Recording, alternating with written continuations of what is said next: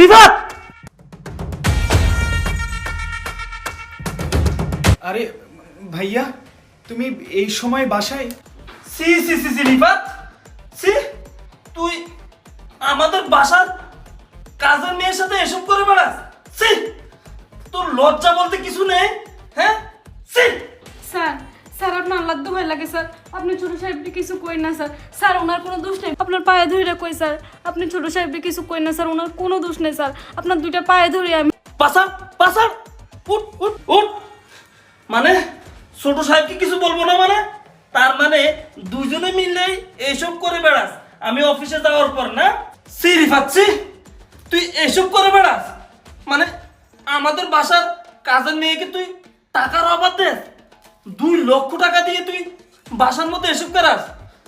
C, খুব খারাপ লাগতেছে রিফাত, তুই যে এসব করে বেড়াবি আমার বিশ্বাস হচ্ছে না। শুন ভাই, তোকে সেই ছোটবেলা থেকে আমি কোলে পিঠে করে মানুষ করেছি, সামান্য একটু কাজ করতে তোকে দেয়নি, এমন কিছুর অভাব রাখিনি তোর। তোকে কত কষ্ট করে আমি মানুষ করতেছি দেখ, আমি নিজে অফিস করি, সারা দিন অফিসে থাকি, আর তুই বাসার মধ্যে থাকে তুই এসব করে বেড়া। সি! আর এই মেয়ে, এই তোর যেহেতু টাকা লাগবে তুই আমাকে কেন বললি না? বল, আমাকে বললেই তো তোর কত টাকা লাগতো আমি তোকে দিতাম, কিন্তু তুই আমার ছোট ভাইকে কেন এই জিনিসটাতে রাজি হলি? বল বল। স্যার বিশ্বাস করেন স্যার, আমি আপনাকে খুব ভয় পাই স্যার, তার জন্য আমি বলতে পারিনি। ছোট সাহেব, আপনাকে একটা কথা কইতাম আমি। হ্যাঁ বলো, কি বলবা? আগে আপনি আমার কথা দেন, বড় সাহেব আপনি কইবেন না কিছু। আরে কি কথা বলো তুমি, আমি বলবো না, সমস্যা নেই, বলো। ছোট সাহেব, আমার মা না আজকে 2 মাস যাবত খুব অসুস্থ, বিছানা থেকে উঠতে পারতেছে না, হাসপাতালে নিয়ে গেলে প্রায় 2 লক্ষ টাকার মতো লাগবে স্যার, মায়ের একটা অপারেশন করান লাগবে। আমি বড় সাহেবরে ভয়ে কিছু কইতে পারতেছি না স্যার। স্যার আপনি একটু বড় সাহেবরে কইয়া আমার কিছু টাকা লইয়া দেন না স্যার, আমার খুব উপকার হইব স্যার, আমার মা সত্যি খুব অসুস্থ। আমি জানি বড় সাহেব আপনারা অনেক ভালোবাসে, আপনার কথা সে কোনোদিন ফালাইব না স্যার, আপনার দুইটা পায়ে ধরি স্যার, আপনি বড় সাহেবের থেকে আমার কিছু টাকা লইয়া দেন। টাকা লাগবো, তাও আবার 2 লাখ? এখন তুমি যে বড় সাহেবের কথা কইতাছো না, বড় ভাইয়ের কাছে তো এত টাকা নাই বর্তমানে। ভাই একটু অফিস টফিস নিয়ে একটু ঝামেলাতে আছে, গ্রামে আবার জায়গা কিনছে। এই মুহূর্তে তোমার দেওয়ার মতন 2 লক্ষ টাকা তার কাছে আমার মনে হয় নাই, আমি বলতে পারবো। তবে আমার ব্যক্তিগত, আমার ব্যক্তিগত কিছু টাকা আছে আমার কাছে, তুমি চাইলে নিতে পারো, সমস্যা নেই। 2 লাখ কে 5 লাখ দিমু, সমস্যা নেই। তবে টাকার তো একটু মূল্য আছে, এমনি এমনি তো কেউ কাউরে টাকা পয়সা দেয় না। তুমি যদি রাজি, বুঝছো তো না? সি ছোট সাহেব, আপনি এসব কি কইতাছেন? আমি ওই ধরনের মাইয়া না ছোট সাহেব, আমি এসব কাজ জীবনও করতে পারব না। প্রয়োজন আমার মা মইরা যাইব, আমি ভিক্ষা করে আমার মায়ের চিকিৎসা করুম, তারপরও আমি এসব কাজ করুম না ছোট সাহেব।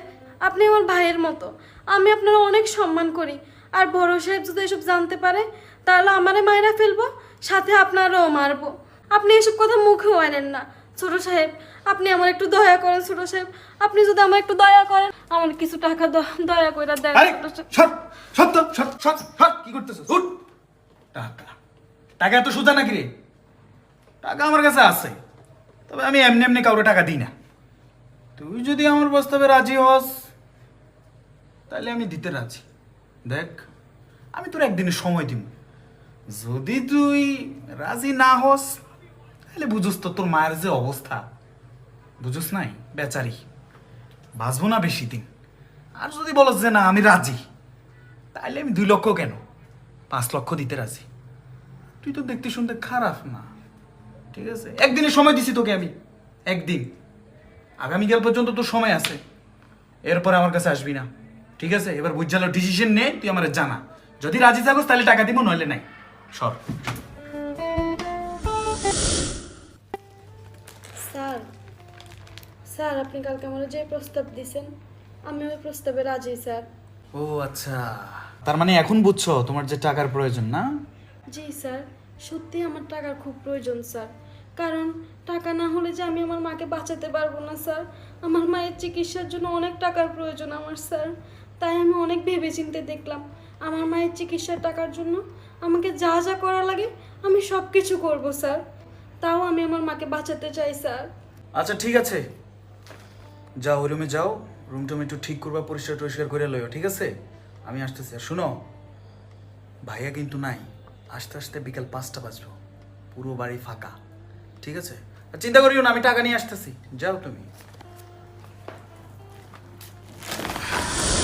এই নে তোর টাকা, আর আমার সাথে যেটা তোর কথা ছিল চল সেটা করি এখন। ঠিক আছে স্যার, তবে স্যার আপনার কাছে আমার একটা রিকোয়েস্ট, বড় সাহেব যেন কোনোভাবেই জানতে না পারে এইসব বিষয়। আরে ধুর, কেউ জানবে না, আরে জানলে তো আমারই ক্ষতি। চলো তো। আর সত্যি স্যার আমার টাকার খুব দরকার ছিল, তাই আমি ছোট সাহেবের এই কথায় রাজি হয়েছি স্যার। স্যার বিশ্বাস করেন, ওনারও কোনো দোষ নেই স্যার, উনি হয়তো বুঝতে পারেনি, তার জন্য উনি এমনটা করেছে। স্যার আপনি ওনাকে মাফ করে দেন স্যার। চুপ করো তুমি। ছোট সাহেবকে কিছু বলবো না মানে? ছোট সাহেবকে এই ঘর থেকে আমি বের করব, আর ও যদি বের না হয় আমি এক্ষুনি এই ঘর থেকে বেরিয়ে যাব। না না ভাইয়া, তুমি যেও না, প্রয়োজনে আমি চলে যাব।